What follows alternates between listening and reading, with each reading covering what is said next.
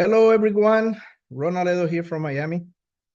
I just want to do a very quick video so we can analyze a little bit the extraordinary events of the last week. And I'm talking today is February 19, 2025. And honestly, the events in geopolitics and in international relations of the last week have been absolutely extraordinary. And I'm just gonna go directly into the point. We have seen something of historic proportions the last week. I mean, not even since February of 2022, when the war actually began.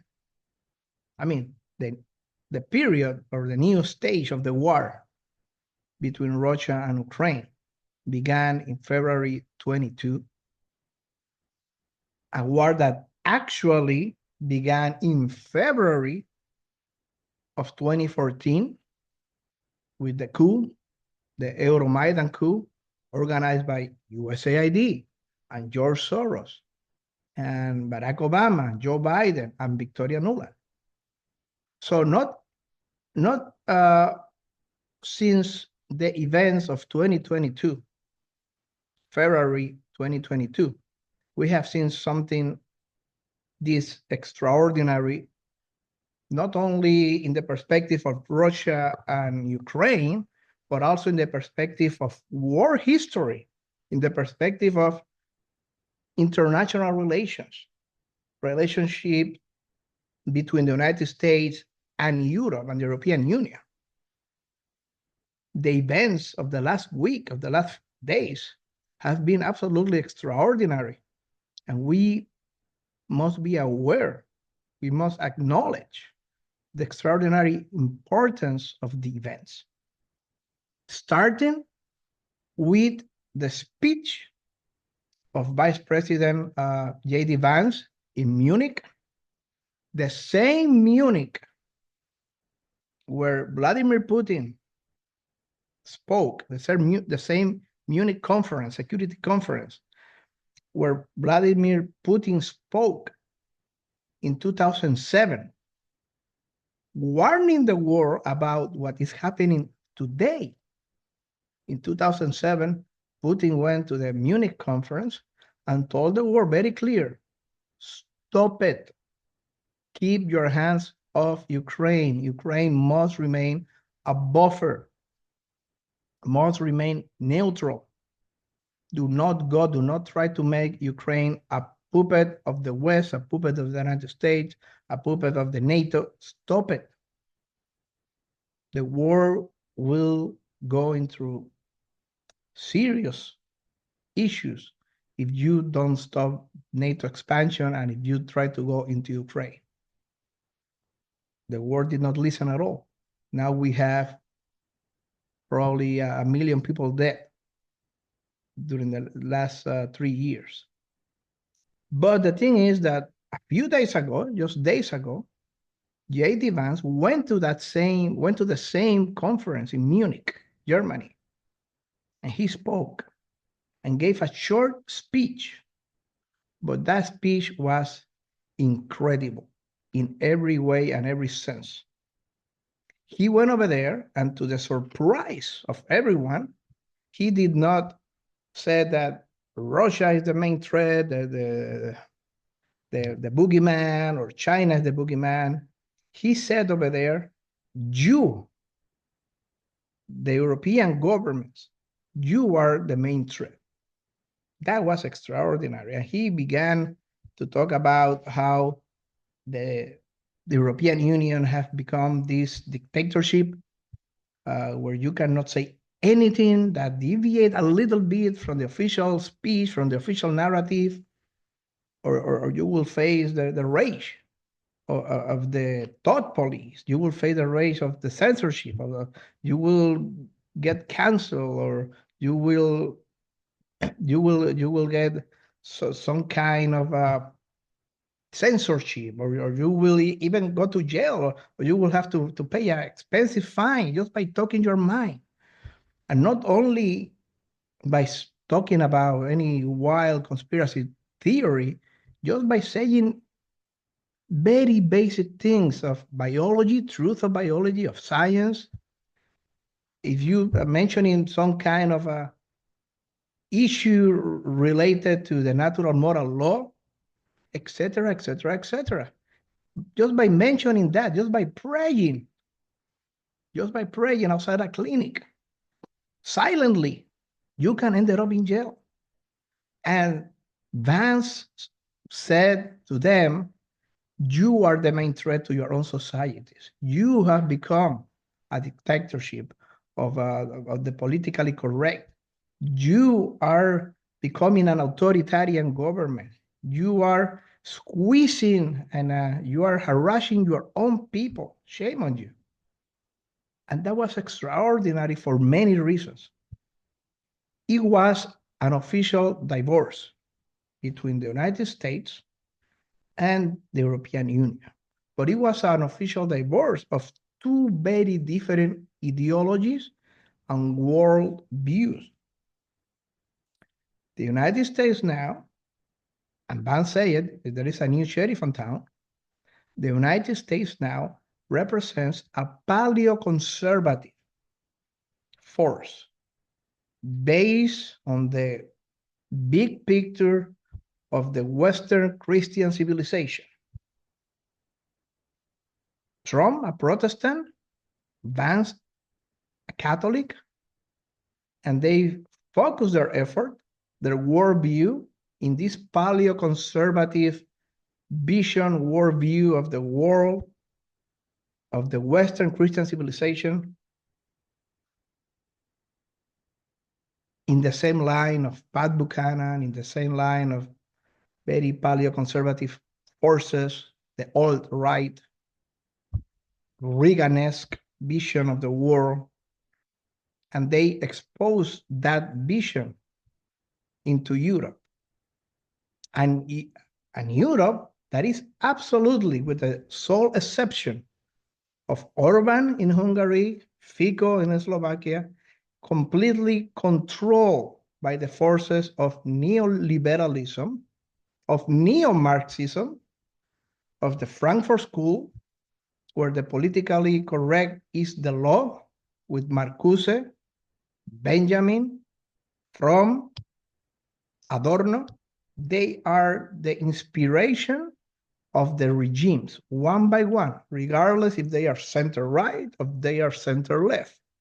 Is the same ideology of neoliberalism, of neo-Marxism, of politically correctness, of dictatorship, of authoritarian government, designed to control the minds, the speech, the thoughts of the population, and with the clear objective of dilute any kind of Christian value, of natural moral law value within the European society. We saw that a few months ago in the despicable openings of the Olympics in Paris, France. We saw that. We saw that culture. We saw that effort to destroy the roots of the philosophical, ideological roots of what Europe had been for the last 2,000 years. We saw it. And basically, what we saw in the speech of Vice President Vance was a complete and total confrontation of two different worldviews. A paleoconservative worldview strongly based in the Western Christian civilization, in the natural moral law, and a Europe that have deviated completely, that have completely rejected the roots, completely rejected the natural moral law, completely rejected the Christian values that made the civilization, and engage and have accepted and embraced into this post-Christian, secularist vision of society, of the world, of culture, that were not only wants to dilute and water down the culture and the ideology and the roots of the continent, but also water down the foundation, the heritage, the ethnic foundations of the continent. They want to flood with foreign forces that are not in any way compatible with European values and with the European culture. And that is what we saw in this brutal, in-your-face speech of Vice President Vance. It was in-your-face speech. So this is the situation. Basically, whenever a patriot, whenever a patriotic force in Europe say those things that J.D. Vance said a few days ago, the press, the media, all in agreement with the government, and the government themselves, oh, that's nonsense. That is just extremist right-wing propaganda. That is Russian propaganda. That is hate speech. That is nonsense. That is we're going to censor that. We're going to find that. We're going to put you in jail. We're going to cancel you. Get out of here. Shut up. That's extreme right-wing propaganda from nobody, from Santiago Pascal, from Orban, from Le Pen, from Farage. That's BS. We don't like that. That's censor. That's nonsense. But now, the Vice President of the United States, the honored guest, comes to Munich and says something very, very, very similar in their faces. So it was an egg on the face, complete egg on the face to these people, to all these globalists, neocons, secularists of the post-Christian Europe. The significance of this speech is a complete divorce, two worldviews that are completely against each other, opposite of each other, a divorce. Because for the last 4 years, there was also a globalist, neocon, secularist, post-Christian, neo-Marxist regime in the United States, but now it's over. And that is the real importance of this speech. Immediately after comes the phone call between Putin and Trump, an hour and a half. Something unthinkable. Just a month and a half ago when Biden was still on power. The understanding, the exchange of ideas, they're looking for an agreement, they're looking for peace, they're looking for some kind of understanding of the other position to begin a negotiation. That was terrible for the neocons. That was terrible for the neo-Marxists. That was terrible for the globalists. Another egg on the face. Just the fact that that conversation happened. And in the last 2 days, we have seen the peace talks at very high level, foreign minister, Department of State, secretary level in Riyadh, in Saudi Arabia. And that has been a third egg on the face to the globalists, to the neo-Marxists, to the secularist post-Christian Europe. And finally, we have seen just in the last hours, this verbal confrontation between Trump and Zelensky. They have been talking to each other. And Trump has been brutal against Zelensky. Just read his Truth Social. Just read his words, his own words.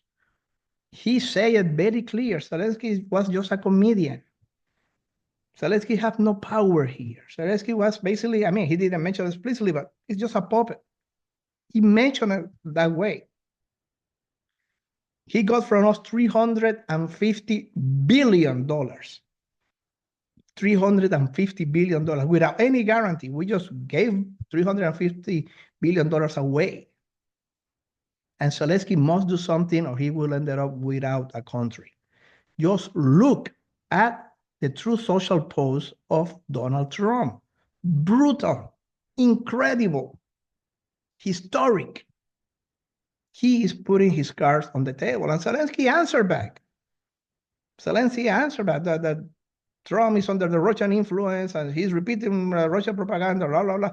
The poor man is desperate. Zelensky is desperate. Zelensky doesn't know what to do.